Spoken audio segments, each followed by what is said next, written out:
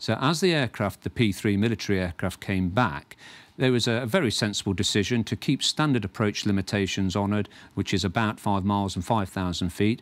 It was decided just to have the BA flight loiter for a very brief period of time.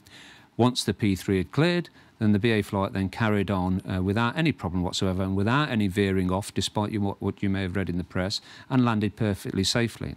I think this incident was added a little bit of spice because the pilot did mention language along the lines of, there's a Spanish military aircraft, not sure if this is political. Now, it's not for me to advise the airline pilot how to do his job, but I would perhaps suggest in a friendly way that he perhaps should leave politics out of his day job.